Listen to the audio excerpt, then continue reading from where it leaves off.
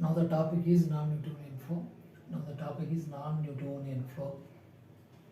Under the non-Newtonian flow, we can discuss about the three concepts: pseudoplastic flow, dilatant flow, and plastic flow. Pseudoplastic flow, dilatant, and plastic flow. Pseudoplastic flow we can call as a shear thinning system. Shear thinning. Why shear thinning means? Whenever you will apply stress, whenever you apply shear, nothing but you are shaking. See, this is the system initially that is in the gel form. When I will apply shaking nothing but here shear, then what? Solve will form. How it is means? See, this is the polymers.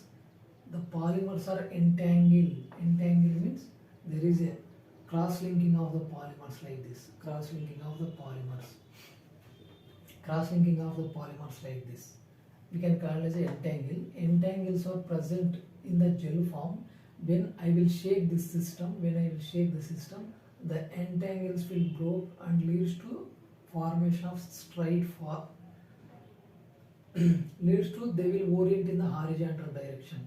When I will apply shear, when I will shake the bottle like this, then whatever the polymers are there like this, they will grow and they will orient in the direction of shear, or shaking. They will orient like this. See, this is the thicked.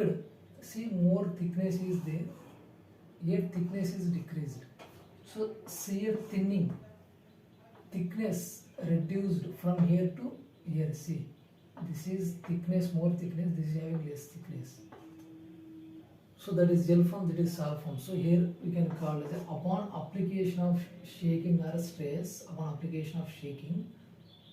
the thinning of the system will be there. The system will be thinned. We can call it a pseudoplastic or shear thinning system. So how the graph for the pseudoplastic means? So this is whatever this straight line is there, this is the Newtonian liquid. The flow exhibited by the Newtonian liquid. Newtonian liquid always exhibit proportionally. Proportionally means, for example, I have added force. I have taken in the form of mg. See, this is the weight I have added. This is the cone. This is the plate, and liquid is there here. So this is weight I have added, and RPM we can call as a shear. Yes, we can call as a shear rate. RPM we can call as a shear rate. See, whenever I have applied 1 gram of weight here, then how many RPM it needs to, the liquid, how many RPM need to rotate? 10 RPM need to rotate. Then when I will add 2 grams, the liquid need to rotate 20 RPM. But in case of pseudoplastic liquids, it is not rotating, means the liquid is not rotating 100. The liquid is not rotating 10 RPM. Instead of 10, it is rotating 5 RPM, 5.6. When I will add 2 mg, it is rotating 12 RPM. Instead of 20. It is rotating 12 it is rotating. 12 times it is rotating instead of 20 times. So this is say whenever you will, shear stress will increase.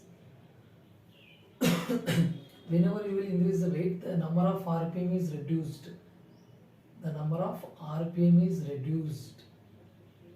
We can call as a pseudoplastic.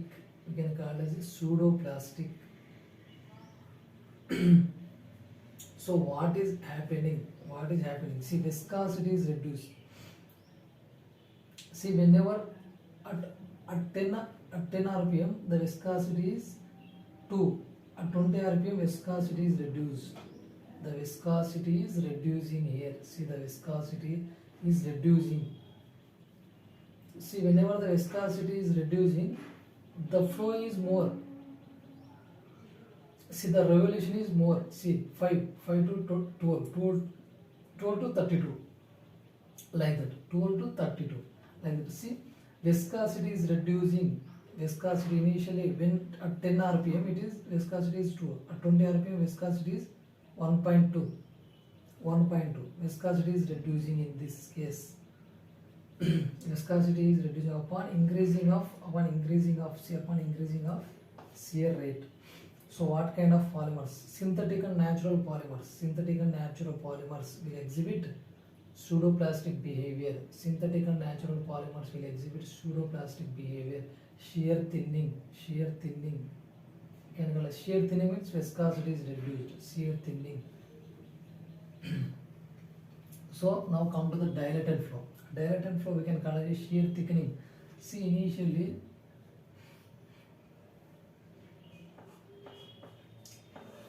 this is the volume. When I will shake the system, the volume is raised up to this. This we can call as a volume. See, shear thickening, the volume is increased from here to this point to this point. See, double the job is.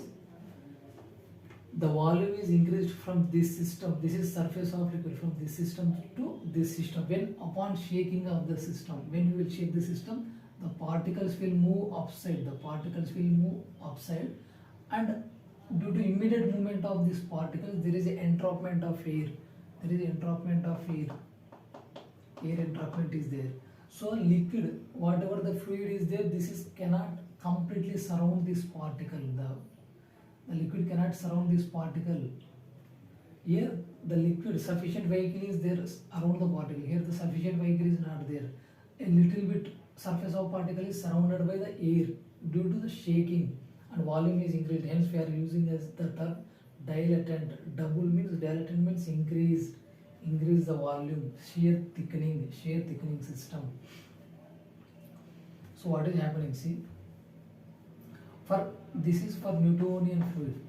Whatever the white color chap is, it's indicating Newtonian liquid. So when I will add 1 mg, 10 rpm need to rotate. When I will add 2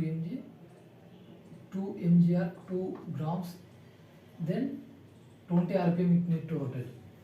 So what is happening when I have added 1 mg, then what's it showing? 19 rpm it is showing, 19 rpm. Then what it showing next? When I will add 2 mg, 25 rpm it's showing.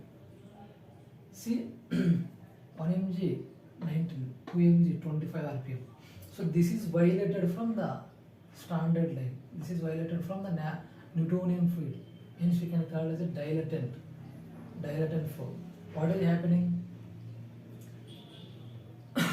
When you will increase shear rate, means 10 rpm, 20 rpm, then viscosity of the liquid is increased. Then the viscosity of the liquid is increased.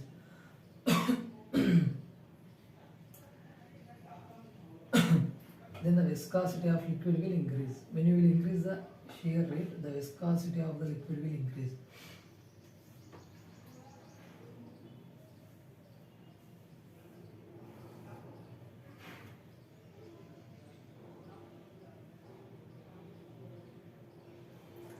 This is about the dilatant flow. Exhibited by deflacculated. See, dilatant, deflacculated system of deflacculated suspension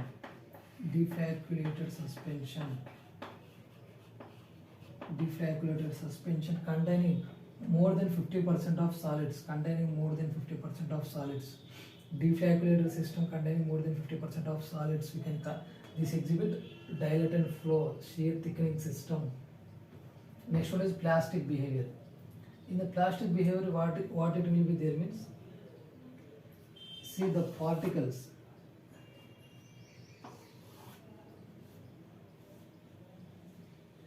See, initially the particles are there, the particles are attached. See, initially the particles are there, or the particles are attached by weak van der Waals forces. So now what will happening means, when you will apply, when you will shake the system, the system will not flow. Here starting, when you will shake the system will not flow. Again when you will shake the system will not flow. And at a particular time the system start flowing. What happens at that point means, that is we can call as a yield value.